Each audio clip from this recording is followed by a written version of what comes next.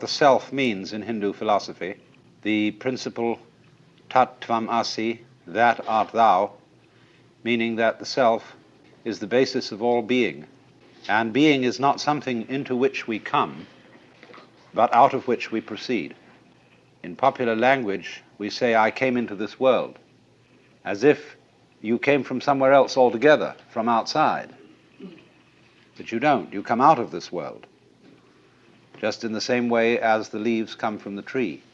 And so in that way you are an expression of it, and the self meaning itself, self meaning identity, self meaning basis, ground, is what everybody fundamentally is. Then I went on to discuss the world as the self in the sense of the cosmos as the self. The great cycles of time in which, according to Hindu philosophy and mythology, the world is manifested and then again withdrawn. And now I want to go on to discuss the human world as the self. Well, now, there have in the known history of mankind been about 3 types of culture. We'll call them hunting cultures, agrarian cultures, and industrial cultures.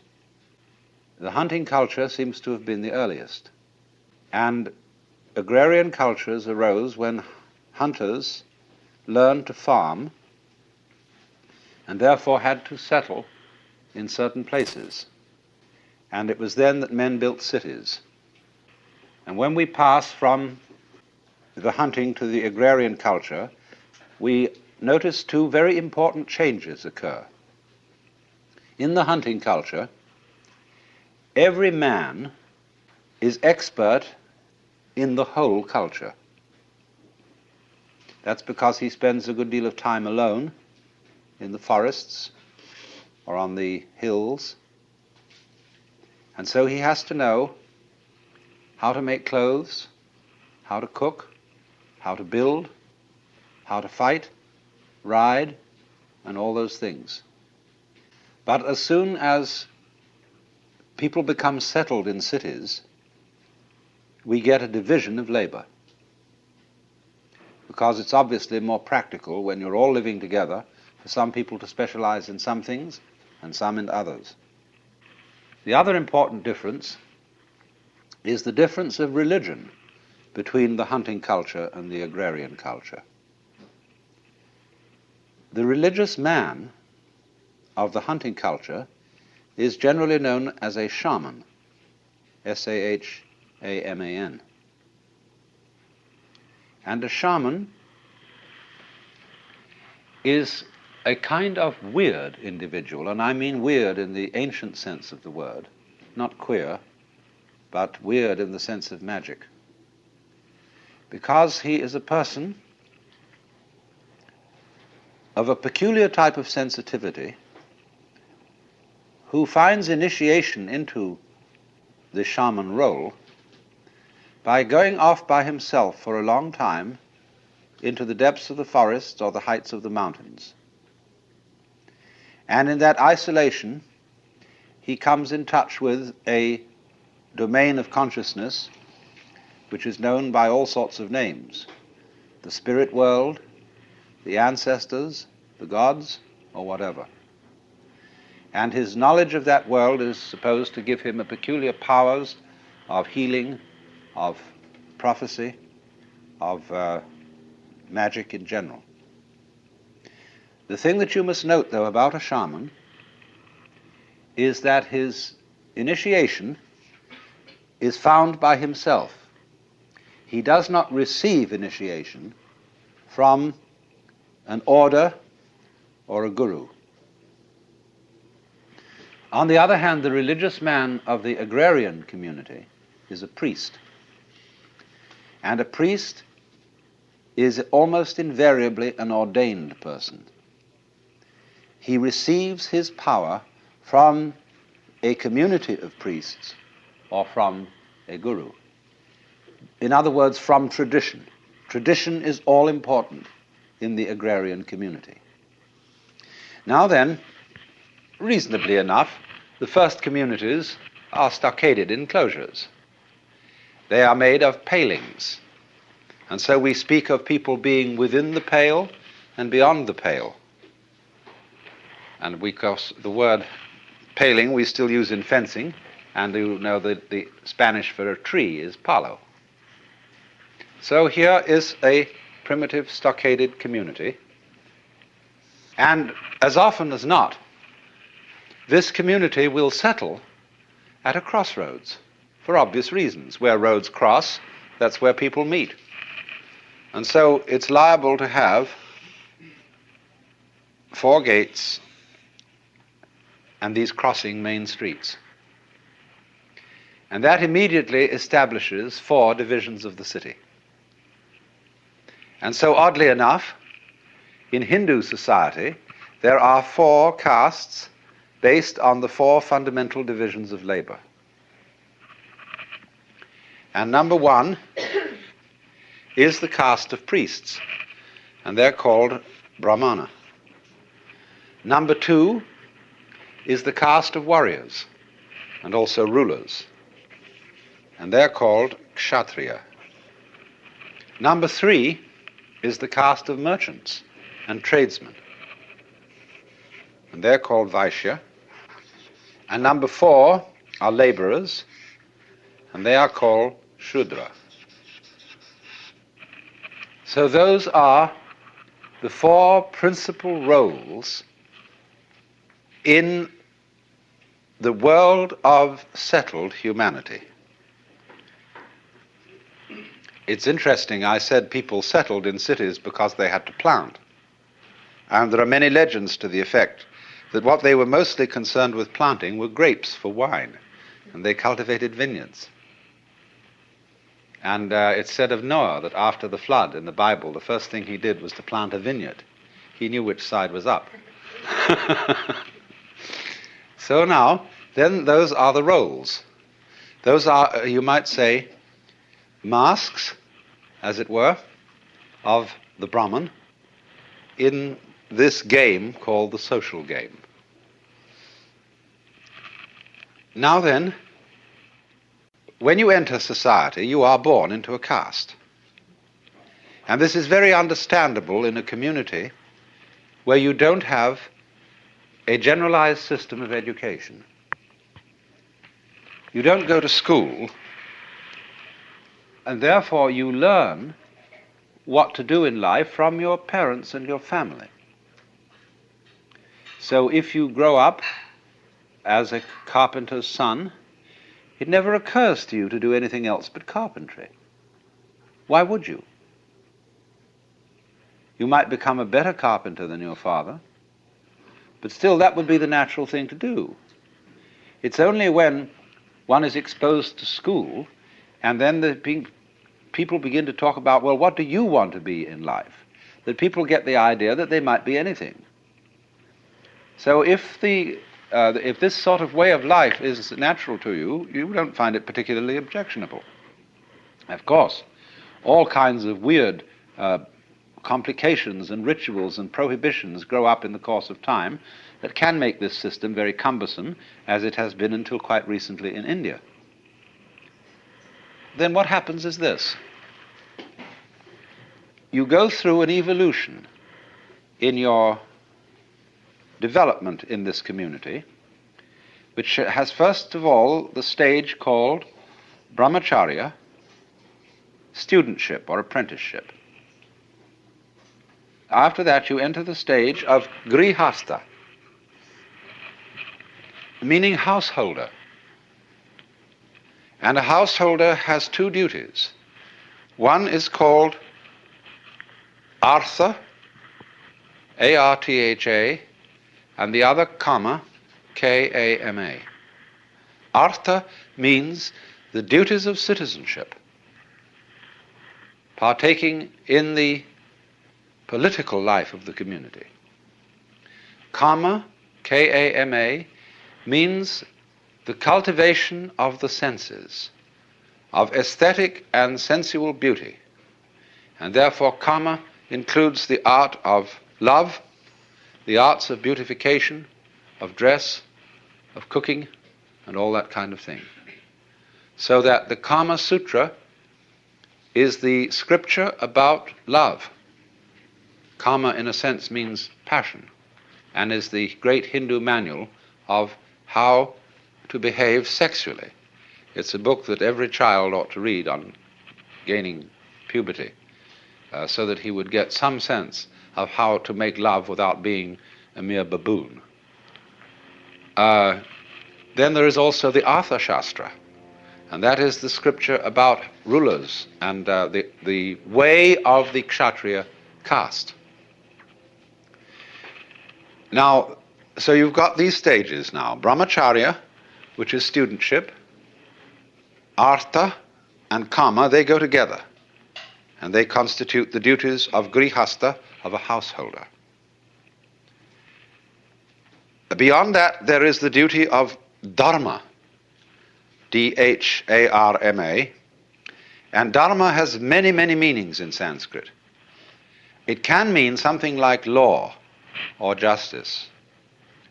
Could even mean slightly righteousness, but not as we have come to understand that word in common speech today. Perhaps rightness would be better than righteousness. But dharma has a primary meaning of method. So when we speak of the dharma of the Buddha's doctrine, it is the Buddha's method, not law. So a citizen also has to conform to dharma, and that is to say, to ritual and ethical and moral game rules for the community.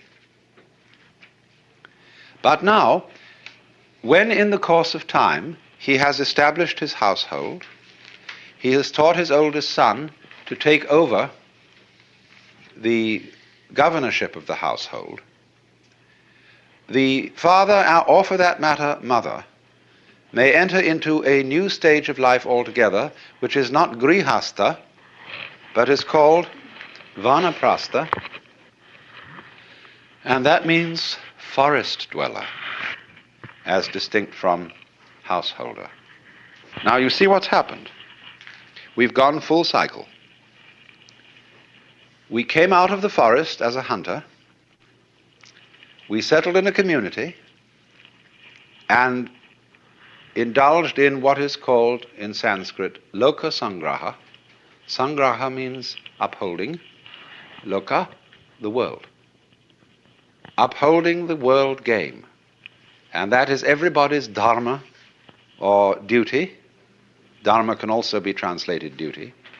And svadharma, SVA in front of dharma, means your own duty, or better, your own function, which we would translate into English as vocation. So everybody's caste work is his svadharma, and of course these castes are subdivided into various other kinds of specializations. When you have fulfilled your svadharma, you go into the vanaprastha stage. Now, anciently that meant that you actually did go out into the forest, and you became, of all things, it's called a shramana in Sanskrit. S-R-A-M-A-N-A. And it is thought that that is the word shaman.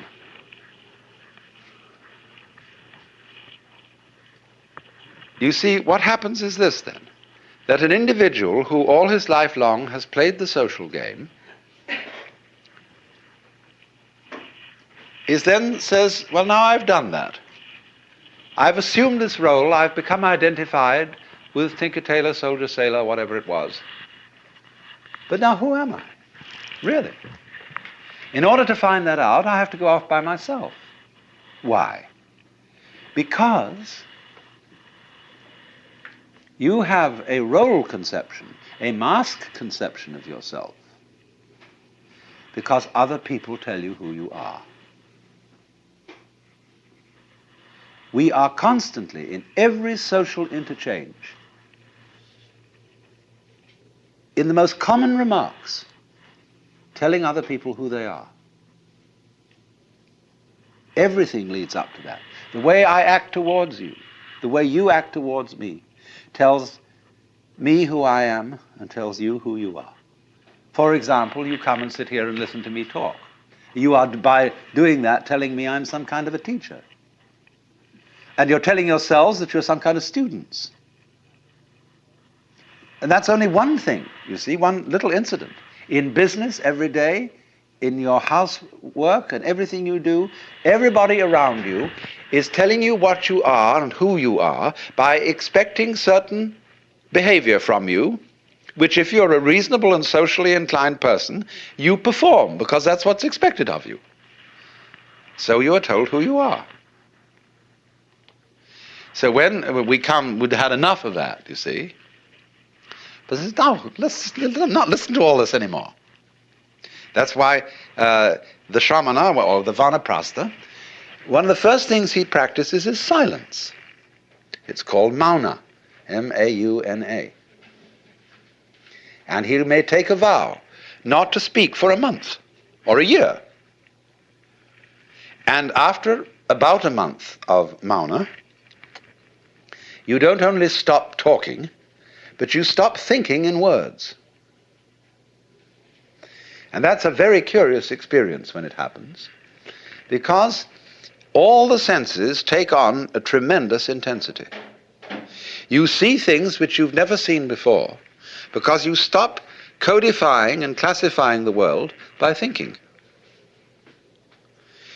Sunsets appear incredibly more vivid, and flowers are enchanting. The whole world comes alive to the Mauni. The only danger is this: the Mauni has to be careful, because he loses all moral discrimination. In other words, if the Mauni gets involved in a riot, he joins the riot. Because that's just the way things are going, you see. And so he has to be careful.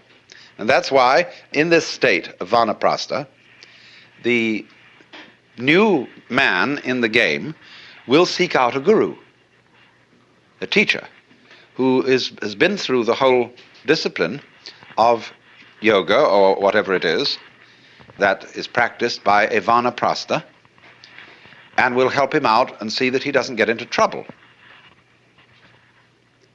That's why a guru, when he accepts a student, is always said to become responsible for that individual's karma. Karma, you know, means activity, and also the results of activity. So you see what's happened. This man who goes into the Vanaprastha stage of life takes off every sign that would identify him as someone. He does away with his name. He does away with the usual clothes he would wear and puts on usually a yellow or some kind of a robe, or he may more often than that be really naked and maybe have a loincloth or not even that. And often these people cover themselves with ashes, and their hair is matted, and they don't take care of themselves that way anymore because they're outside the pale. You see, they are outcasts, but they are upper outcasts.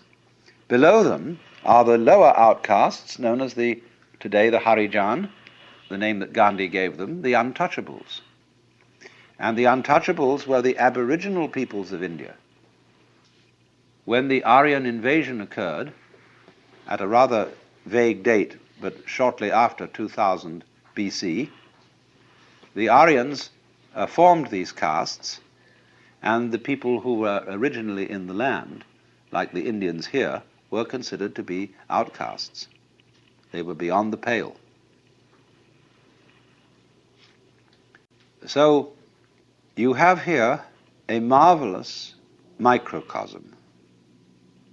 You have a political and social analog of the manifestation and withdrawal of the worlds, of the Lord playing the game, or the self playing the game of being all of us, and then as each individual reaches moksha, the self realizes in terms of an individual life that it is the self. So exactly in this way, the child, representing the self on the way in, comes into this world, plays around for a while. There are 4 castes, just as there are 4 yugas to the Kalpa cycle, you remember? And then out it goes, back to the forest.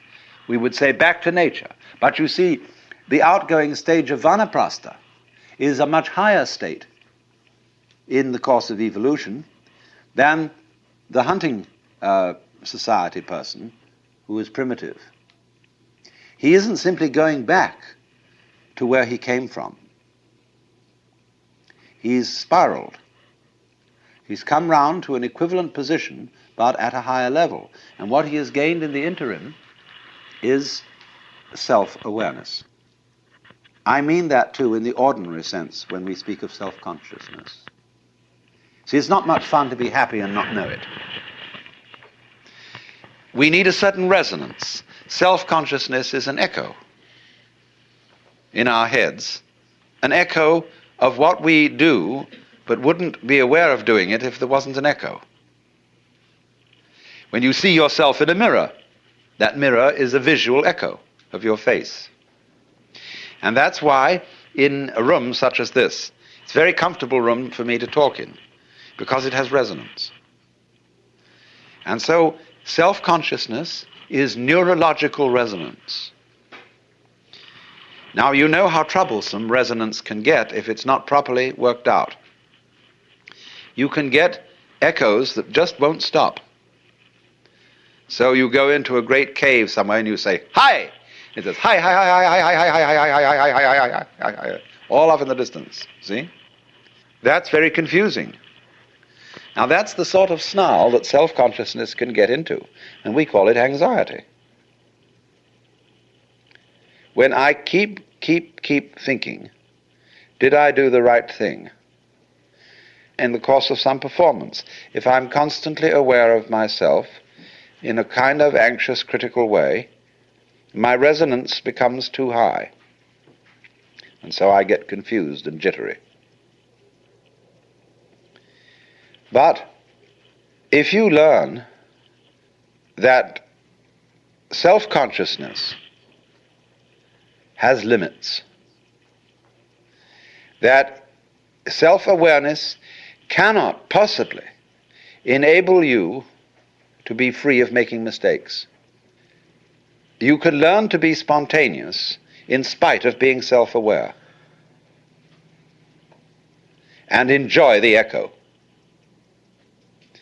So what happens, that having developed self-consciousness through education, through work with other people, having developed all the disciplines of the culture, the Vanaprastha then becomes again as a child. But then, you see, he has what Freud says the child has from the beginning. Freud called it the oceanic feeling. And the oceanic feeling is the sensation of being one with the universe. The Vanaprastha gets that back. But it's not a child's oceanic feeling, it's an adult's oceanic feeling, something which the psychoanalysts don't discuss. Because according to them, all oceanic feelings are regressive. But there is a mature oceanic feeling, as contrasted with the immature oceanic feeling of the child, which is as different as the oak is from the acorn. And so you can have this sensation, you see, of total unity with the cosmos, of the, shall I call it, expansion to infinity or contraction to infinity of your identity,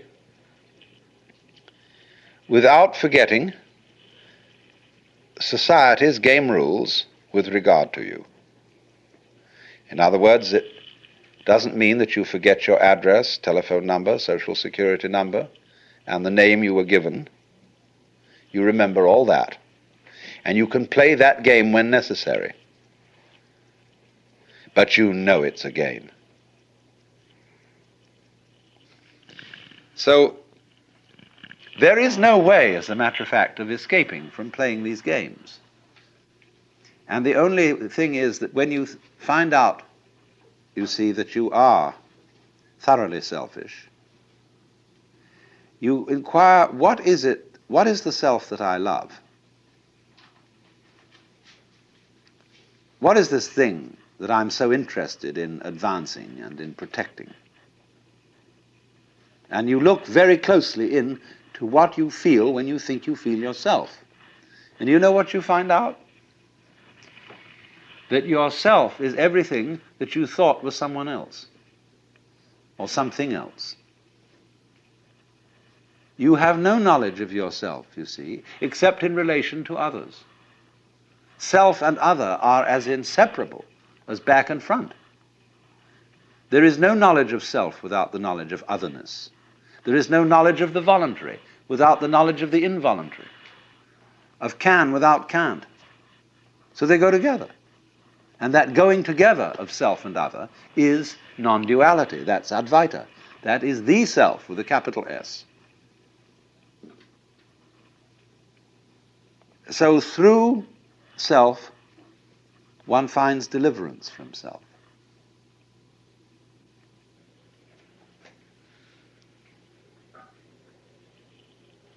And so finally we come to the last consideration,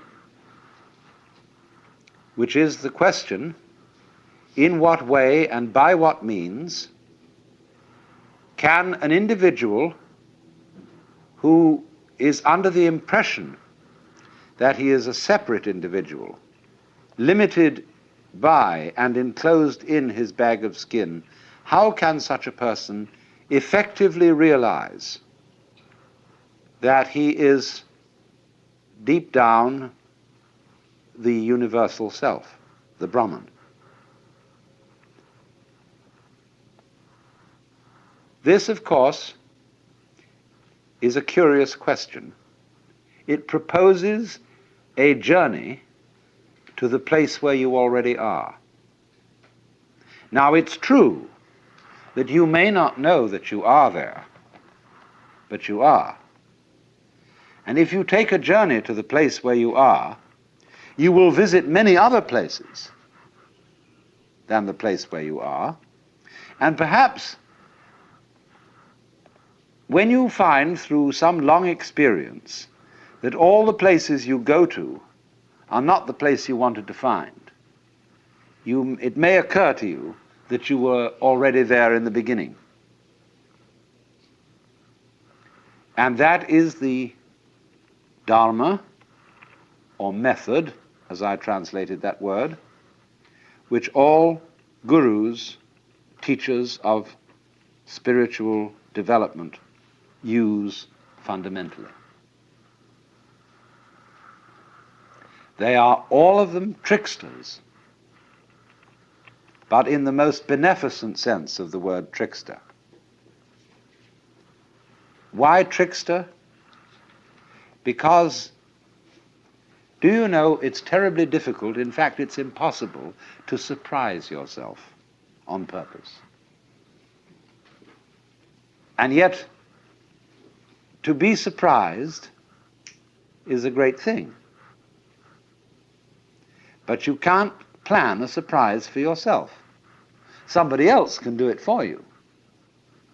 And that is why so often a guru or teacher is necessary in this process. But let me say right from the start that a guru, there are many kinds of gurus. First of all, among human gurus, there are square gurus and there are beat gurus. There are gurus like, let's say a great Zen master today.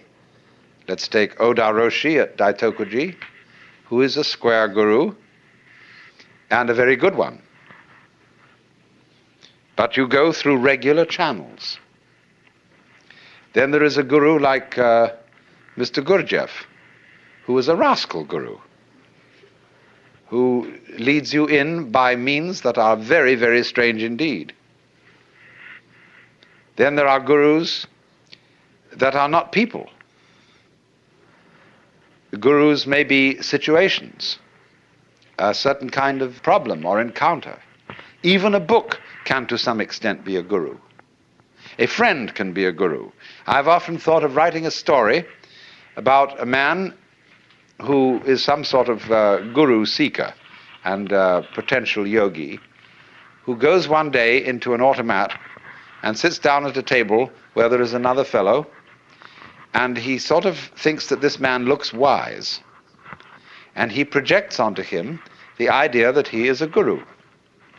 And he says, "I feel there's something special about you." And the man says, "Oh, really? Really, actually, there's nothing special about me. I happen to be an insurance salesman." And this other fellow says, "Isn't that fascinating how modest he is?" And then I want to develop this story step by step. They keep meeting each other because they both eat at the same automat regularly for lunch. And although the fellow really is an insurance salesman and doesn't know a thing about these things, it in the end results in the enlightenment of the person who projected this image upon him.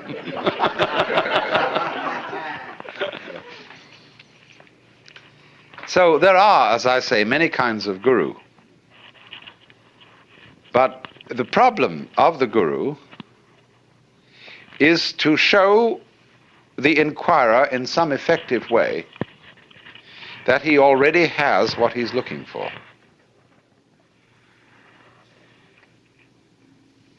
Now, in Hindu traditions, the realization of who you really are is called basically sadhana. And sadhana means the discipline, the way of life that it's necessary to follow in order to escape from the illusion that you are merely an skin-encapsulated ego. And sadhana comprises yoga, from the root yug, which means to join. And so from that, in Latin, we get jungere, to join, and in English, junction, and also yoke. And junction is also the word union, you see. All this derives from the Sanskrit root, yug. A yoke is also a discipline. When you yoke oxen, that is a kind of a discipline. Now, strictly speaking, in the very strictest sense, yoga means the state of union, the state in which the individual self, what is called the jivatman. Jivatman is approximately translatable as ego. Jivatman finds that it is ultimately Atman, which equals Brahman, the Supreme Self. So yoga is the state. The strictest meaning of yoga is the state of union, and a yogi means one who has realized that union. But we find that the word is not normally used in that way, in that strict sense. Yoga, in the normal way of use, means the practice of meditation whereby one comes into the state of union, and the yogi means one who is a traveler, a seeker, who is on the way to that point. But again, strictly speaking, there is no method to arrive at the place where you are. And no amount of searching will uncover the self. because all searching implies the absence of the self, the big self, the self with a capital S. So that to seek it is to thrust it away, and to practice a discipline to attain it is to postpone realizing. There is a famous Zen story told of a monk who was sitting in meditation, and the master came along and said, "What are you doing?" He said, "I'm meditating to become a Buddha." Whereupon the master picked up a brick that was lying nearby and started polishing it, rubbing it. And the monk said, "What are you doing?" He said, "I'm rubbing this brick to make it a mirror." He said, "By no amount of rubbing could you ever make a brick into a mirror." The master replied, "By no amount of zazen could you become a Buddha." Zazen means sitting meditation. They react very badly to this story in modern-day Japan. Anyway, what is important, you see, quite radically here, supposing that I say to you, each one of you is really the great self, the Brahman. And you say, well, all you've said up till now makes me fairly sympathetic to this intellectually, but I don't really feel it. What must I do to feel it really? My answer to you is this. You ask me that question because you don't want to feel it really. You're frightened of it. And therefore what you're going to do is you're going to get a method of practice so that you can put it off. So that I can say, well, I can be a long time on the way getting this thing. And then maybe I'll be worthy of it after I have suffered enough. See, because we are brought up in a social scheme whereby we have to deserve what we get. And the price that one pays for all good things is suffering. But all of that is precisely postponement, because one is afraid here and now to see it.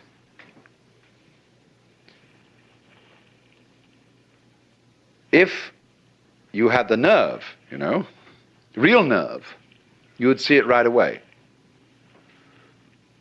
Only that would be, when one feels you shouldn't have nerve like that. Why, that would be awful. That would be, that wouldn't do at all. Because after all, I'm supposed to be poor little me. And I'm not really much of a muchness. And I'm playing the role of being poor little me.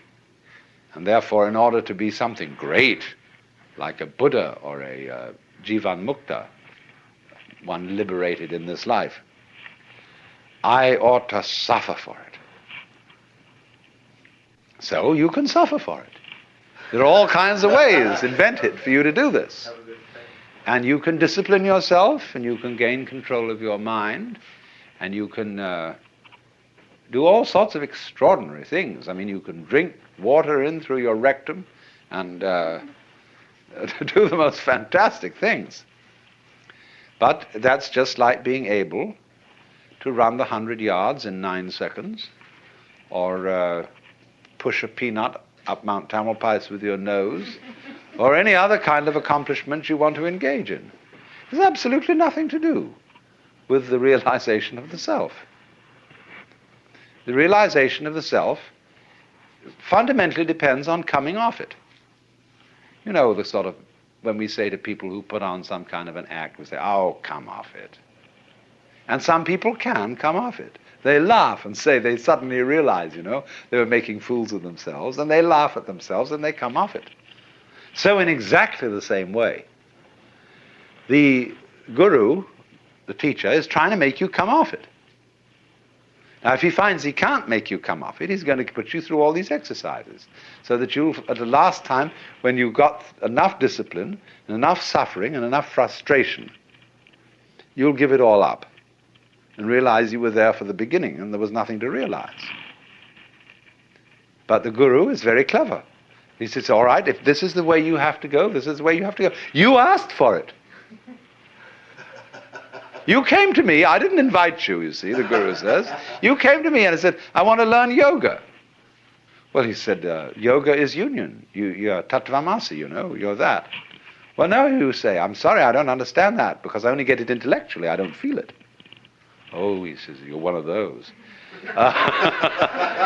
So I see, I've got to satisfy you. The customer is always right.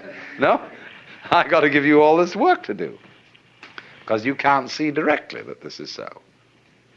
But he's looking at you in a funny way, you see. The guru is always saying to you, what are you doing? What's your game? Imagine, for example, a father confessor, and you feel terribly guilty that you've committed murders and robberies and adulteries and fornications and all kinds of arson and injury to people and financial shenanigans. And you go to this man and say, I am a terrible sinner.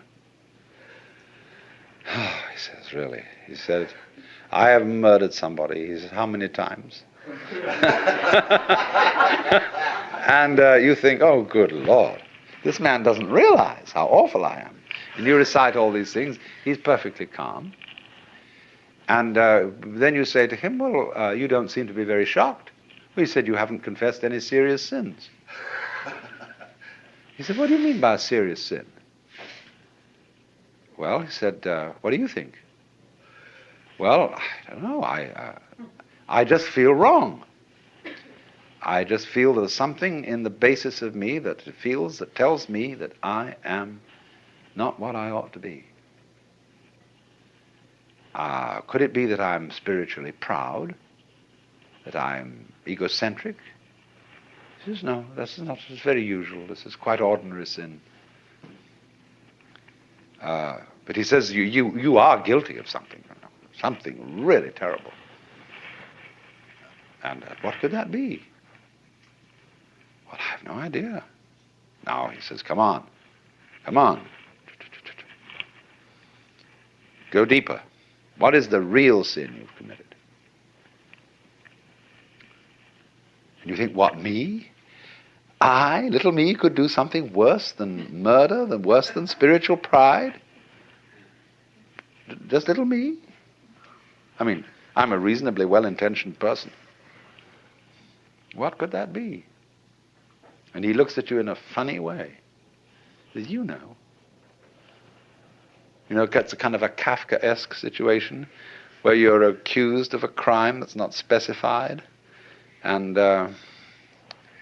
yet the accuser says, you jolly well know what you've done. Of course, we can't mention it. Because, it's like those laws that are on the books in the state of California and several other states where people are accused of the abominable crime against nature. Nobody knows what it is. I mean, it can't be mentioned. It's too dreadful to be talked about. So this guy does the same thing, but it's in a different dimension. You've done it. Now, what did you do? See, the real crime is that you won't admit you're God. That's false modesty.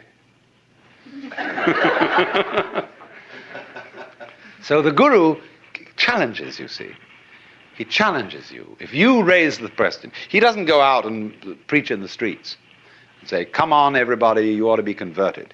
He sits down under a tree and waits. And people start coming around and they offer him propositions. He answers back. And he challenges you in any way that he thinks is appropriate to your situation. Now, if you've got a thin shell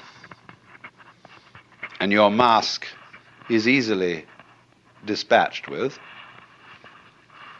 he simply uses what we might call an easy method. He says, listen, Shiva, come off it. Don't pretend you're this guy here. I know who you are. And the guy sort of twinkles a bit and says, well, I guess you're right. But the people aren't like that. They have very thick shells. And so he has to invent ways of cracking them. So here is how it goes. To understand yoga, you need to get hold of a good translation of Patanjali, the Yoga Sutra. I don't know which is the best translation. There are so many of them. It says, it starts out, now yoga is explained. First verse. And the commentators say now has a special meaning because it follows from something else that you're supposed to know beforehand. That you're supposed to be, in other words, a civilized human being before you start out on yoga. We don't teach yoga to baboons. And so you're supposed to have been disciplined in artha, kama, and dharma. In politics, sensuality, and dharma, justice. And then you can start yoga. Then the next verse is yogas chitta britti nirodha, which means yoga is the cessation of revolutions of the mind. In other words, you can interpret that at many levels. Chitta meaning consciousness, like a pool, like water, like a reflecting pool. If there are waves on that, it doesn't reflect, it breaks up all the reflections. So stop the waves on the mind, and it will reflect reality clearly. Get a perfectly calm mind. That's one meaning of it. Or another meaning of it is stop thinking. Eliminate all contents from the mind, all thoughts, all feelings, all sensations, everything.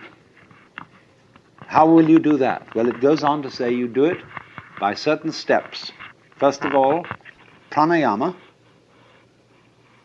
which means the control of the breath. Pratyahara, which means preliminary concentration. Dharana, a more intense form of concentration. Dhyana, which is the same, dhyana is Sanskrit for Zen, and that means profound union between subject and object. And finally samadhi, which is way out. Now what's happening here? Control your mind. First of all, by breathing. Breathing is a very strange thing because breathing can be viewed both as an involuntary and as a voluntary action. You can feel I breathe, and yet you can feel it breathes me. And they have all sorts of fancy breathing ways in yoga. They're very amusing to practice because you can get very high on them. So they set you at these tricks. And of course, if you are bright, you may begin to realize some things at that point. If you're not very bright, then you'll have to go on. And so next they really get to work on concentration. Concentrate the mind on one point. Now this can be an absolutely fascinating undertaking. I suggest that you try it this way if you want to make experiments. Select a highlight on some bright, some polished surface, copper or glass or something, where there's a little tiny reflection, say of a candle or an electric light bulb. Look at it and put your eyes out of focus so that the bright spot appears to be fuzzy. A fuzzy circle. Now look very carefully at the design in the fuzzy circle and see if you can make it out. There is a definite pattern of blur. And you can have a wonderful time looking at that. Then go back, get your eyes into focus, and look at intense light. And you can go into it, and into it, and into it. Like you're falling down a funnel. And at the end of that funnel is this intense light. And go down, go in. It's the most thrilling experience. Then suddenly the guru wakes you up and says, "What are you doing that for?" Well, because I want realization. Why? Because we live in a world of, if we identify ourselves with the ego, we get into trouble, we suffer, we're in a mess. He says, "Are you afraid of that?" Yes. So then all that you're doing to practice yoga is based on fear. You're just escaping, you're running away.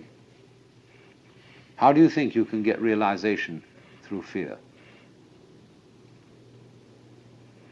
Now, there's one to think about. So you think, well, now I've got to go on with my yoga practice, my concentrations, my exercises, but not for a fearful motive. And you know that guru, he's watching you, and he's a very, very sensitive man, and he knows when you're doing, always knows what your motive is. So he puts you onto the kick of getting a pure motive. And that means very deep control of the emotions. I mustn't have impure thoughts.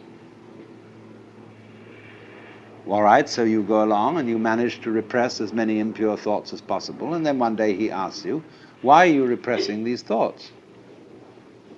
What's your motive for trying to have a pure mind? And you find out that you had an impure motive for trying to have a pure mind.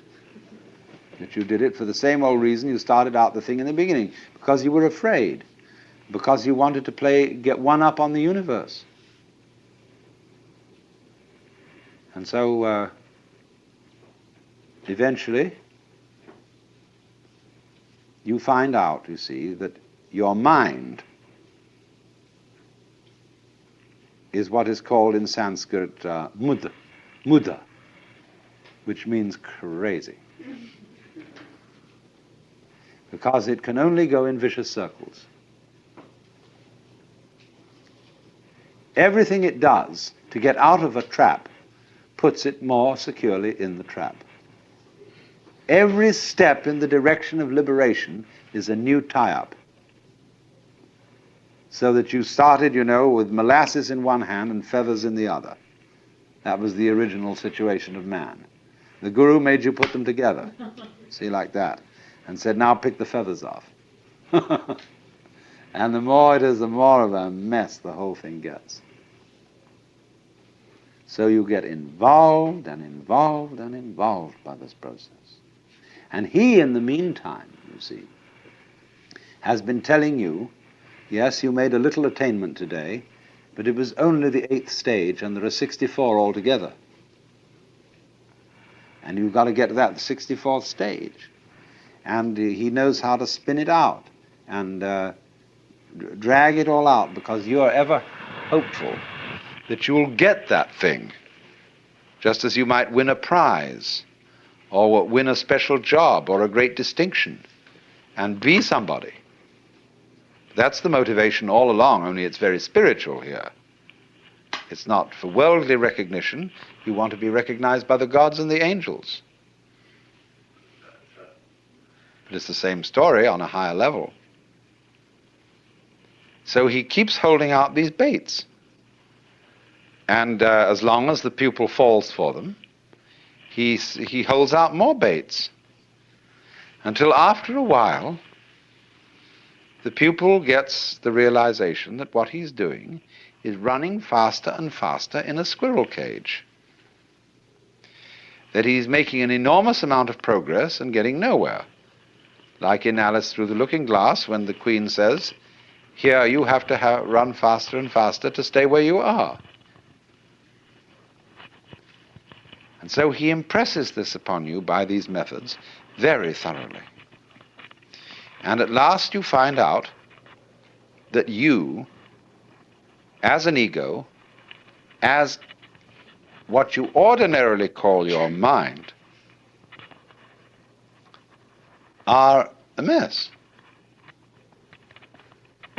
That you just can't do this thing. You can't do it by any of the means that have been held out to you.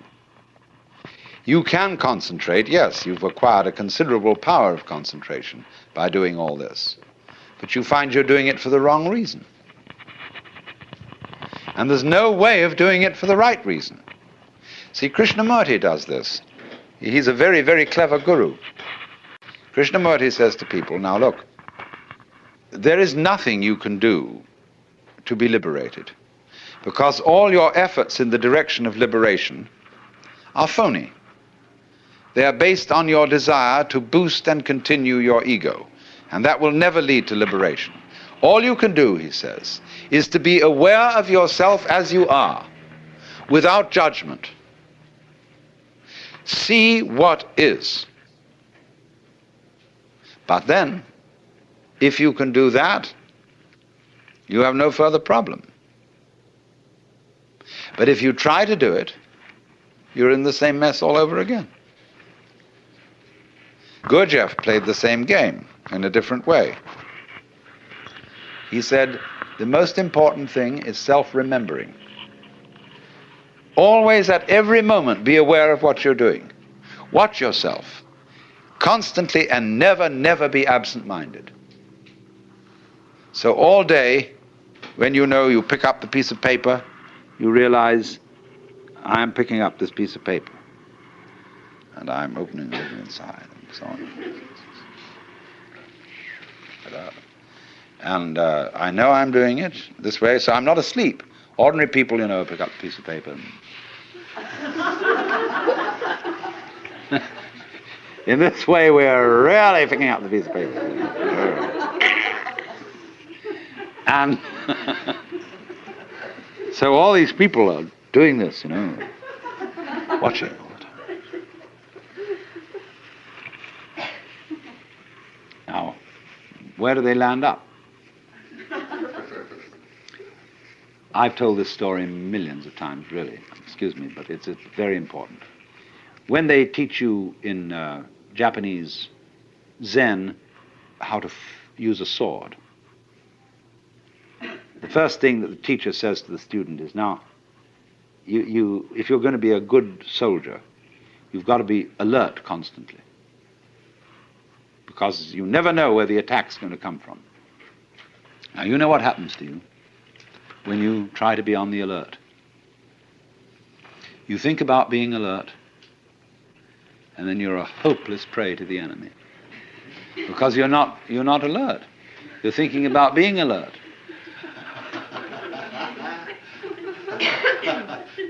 You must be simply awake and relaxed. And then all your nerve ends are working, and wherever the attack comes from, you're ready. They liken this to a barrel of water. The water is just sitting there in the barrel. But the minute you make a hole in the barrel, the water immediately is ready to come out of that hole. So in the same way, the mind, when it is in the proper state, is ready to respond in any direction from which the attack may come. So this man is no longer alert in the sense of taut and anxious. Which way is it going to go? See? He's just sitting there, like a cat sits there. And the minute anything happens, it's right there, because it didn't have to overcome any set in a direction opposite to that from which the attack comes. If you're set for the attack to come from there, and it comes from here, you have to pull back from there and go there, but that's too late.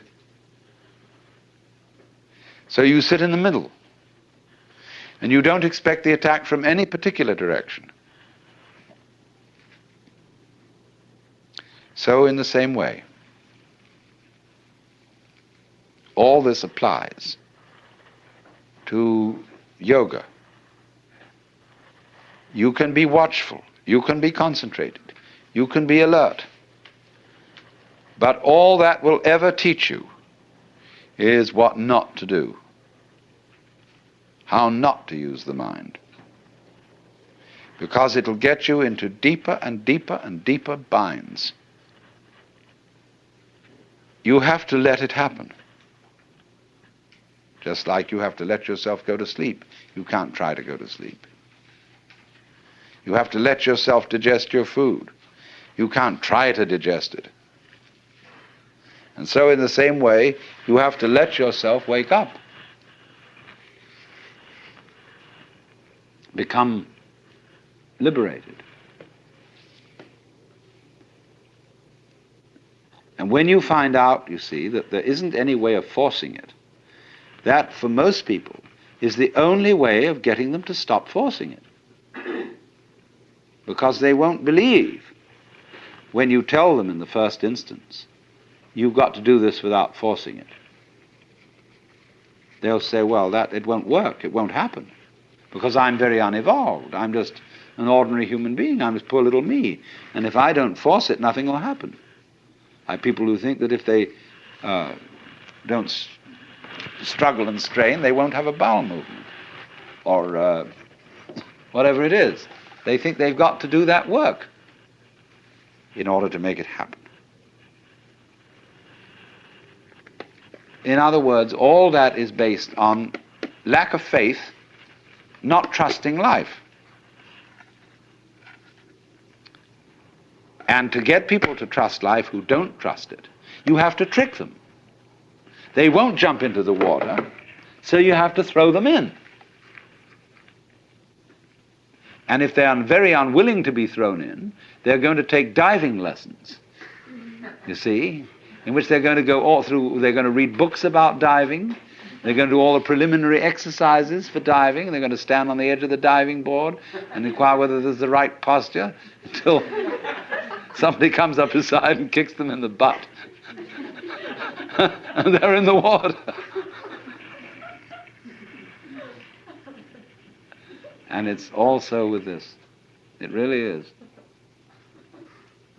So, now the most amazing gamesmanship goes on in the whole domain of yoga and spiritual practice. You would be astounded. So, I mean, one of the games in all this is to find a little flaw in you, see? Everybody has a place where they can be jiggled a bit. Something they're a bit ashamed of, and so you think, does this person really know my secret? He's not saying anything because he's polite, but does he really see through me and know that somewhere are the awful awfuls and that I'm a little bit upsettable? This is all part of religious competition. If you go to the Roman Catholics and you've studied, you've been psychoanalyzed, you see, they'll say, well, that's fine, but of course it's not nearly enough. I mean, that's all very well so far as it goes, but, or if you're a Roman Catholic and you go to a Buddhist outfit that's on a missionary basis, they'll say, yes, of course through your Catholicism you've learnt some of the basic virtues, but of course Catholicism doesn't go anywhere near the heart of things, in that it doesn't have an elaborate system of meditation like we have. Then you go over to the Hindu school and they say, yes, the Buddhists go to a certain point. They do attain a very, very high stage of realization, but there is nevertheless something higher than that, which they don't quite get. And you'll find this all round the world. Everybody claiming to have that little special extra essence which the others don't have. Now, why are they doing that? Are they all frauds? Are they all out to get you into their society? Sometimes, yes. But sometimes they're trying to see whether you fall for this, testing you out. This is upaya, skillful method. And if you become falling for that little extra special thing that's just supposed to be around the corner, no? Then they've got you. Or rather, you've got yourself in the mix. And you have to work at that and work at that and work at that until you find out that you were being made a monkey of.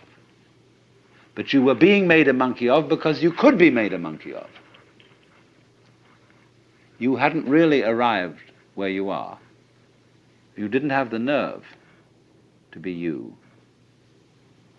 That is to say, to be the self. And so you had always to feel that there was something beyond that, the stage higher. See? So that's why, for example, Masonry is such a success. It has 33 degrees. And you know, you can go up that ladder and get higher and higher status. The more degrees, the merrier. There have been things that have invented hundreds of degrees, and they're an immense success. Because you can postpone it longer and longer, like Achilles overtaking the tortoise. He doesn't overtake it in the problem because we keep dividing and dividing the space between Achilles and the tortoise as he approaches the tortoise. What delays Achilles overtaking the tortoise is not Achilles, but our calculations about how he approaches it. We make the calculations more and more complicated as he gets nearer and nearer to the tortoise. It's only the calculations that put it off. Achilles, in fact, runs right by. So in the same way, you can calculate yourself out of liberation. You can put it off indefinitely by inventing new degrees and new stages. But actually, when you get it, you don't get it. You suddenly see it. It happens instantly. It happens instantly whether you put in 30 years practice or whether you put in 3 minutes. It's the same. Suddenly it dawns on you that that's the way things are. Tattvamasi. Medieval society in the West, comparable to Hindu society, allowed people to check out of the game. It revered and encouraged hermits, monks, nuns, of various types of discipline. There's this difference, you see, for the West and India. You couldn't join the Brahmana caste, the priest caste, from some other caste. But in the European caste system, by becoming a priest or a cleric of any kind, you see, a cleric means simply a literate person. You could familiarize with any other caste once you're in that one. And so it was a wonderful way of rising in society. You could, from being a serf, go to being a priest, to being an archbishop, and consort with the nobility. It was the only way open to cross castes, you see. And because they were the literate people, it was through literacy and through universities founded by clerics that our caste system began to break. And we got the idea of choosing your own vocation and not simply following what your parents did. Now, I want to make an observation here about checking out of the game. This is not encouraged in contemporary society. Because the Catholic Church and the Episcopalian Church are very powerful minorities, they can still support monasteries and even hermits. But you can't be one on your own without great difficulty. Firstly, because you're a poor consumer. See, around here we have a number of hermits. There's a guy out there building that boat, and he's essentially a non-joiner, a poor consumer, and the community, they live a lot along here, and they're not working class people. They are people who dropped out of college because they saw it was stupid. And they're that sort of people. We would call them perhaps beatniks. But you see, the city doesn't like it because they aren't owning the right sort of cars, and therefore the local car salesman isn't doing business through them. They don't have lawns, and so nobody can sell them lawnmowers. They hardly use dishwashers, appliances of that kind. They don't need them. And also they wear blue jeans and things like that, and so the local dress shops feel a bit put out having these people around. And they live very simply. Well, you mustn't do that. You've got to live in a complicated way. You've got to have the kind of car, that identifies you as a person of substance and status and all that. So there's a great problem here in our society. Now, why is there this problem? There's always a very inconsiderable minority of these non-joiners or people who check out of the game. But you will find that insecure societies are the most intolerant of those who are non-joiners. They are so unsure of the validity of their game rules that they say everyone must play. Now that's a double bind. You can't say to a person, you must play, because what you're saying is you are required to do something which will be acceptable only if you do it voluntarily. You see? So everyone must play is the rule in the United States. And it's the rule in almost all Republican governments. I mean Republican in the sense of democratic. Because they're very uneasy. Because everybody is responsible. You mean you may try not to be and avoid it and say, oh, let the senators take care of it or the president. But theoretically, everyone's responsible. Now that's terrifying. See, it's all right when you know what's right. There is an aristocracy, there is the clergy, and they know what should be done, and they're used to ruling, you see. But now it's in your hands. You say, well, what are we going to do? Well, I think this way, and you think that way, and he thinks the other way. And so we're all unsettled. And therefore, we become more and more conformist. Individualism, rugged individualism, always leads to conformism, because people get scared.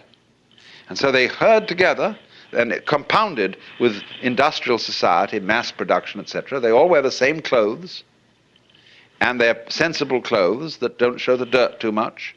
And we get duller and drabber, and with the exception of the Californian Revolution.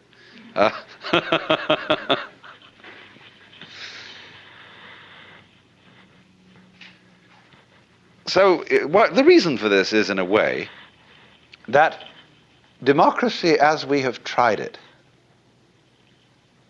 started out on the wrong foot. You see, in the scriptures, the Christian scriptures, it says everybody is equal in the sight of God. Now that's a mystical utterance. That means that from the standpoint of God, all people are divine and are playing their true function.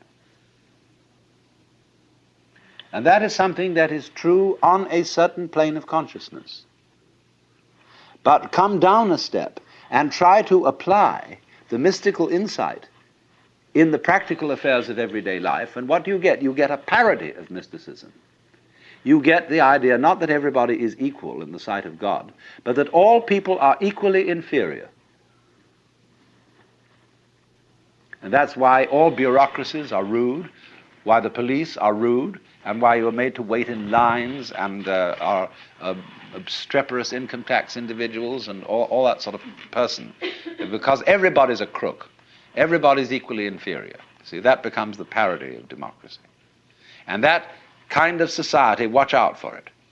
It turns in a quick click into fascism because of its terror of the outsider. Now, a free and easy society loves outsiders. In fact, it's a little bad for the outsider's integrity because he becomes the holy man, see? and people make salams and give him food and all that. They really take care of the outsider because they know that man is doing for us what we haven't got the guts to do. That outsider who lives up there in the mountain is at the highest peak of human evolution. His consciousness is one with the divine. And great, just there is someone like that around. It makes you feel a little better. He has realized, he knows what it's all about. And so we need a number of those people. Even though they don't join our game, they tell us, you see, what you're doing is only a game. It's okay, I'm not going to condemn you, but it is only a game, and we up on that mountaintop are watching you. We love you, we have compassion for you, and but excuse please, we aren't going to join. So that gives the community great strength, because it tells the government in no uncertain terms that there's something more than government. That's why wise kings kept not only priests but court fools. The court fool is much more effective than the priest, to remind the king that after all he's human. And you know how in Richard II, where the fool is called the antic, the king says, "Within the hollow crown that rounds the mortal temples of a king keeps death his watch." And there the antic sits, scoffing at his state and grinning at his pomp, allowing him a little time to monarchize, be feared, and kill with looks. And then at last comes death, and with a pin bores through his castle wall, and farewell, king. See, always this reminder of the priest or of the antic to the royalty, to the government. You are going to die. You are mortal. Don't give yourself airs and graces as if you were a god. As king, you are only a representative of God. And there is a force, there are domains way, way beyond yours and way, way higher. But it's very difficult for a republican government to realize that, because it's insecure. And therefore, in our present world, you cannot abandon nationality without the greatest difficulty. People who try to abandon nationality get constantly deported from one place to another. You must belong to this thing, as Thoreau put it. However far into the forests you may go, men will pursue you and compel you to belong to their desperate company of oddfellows.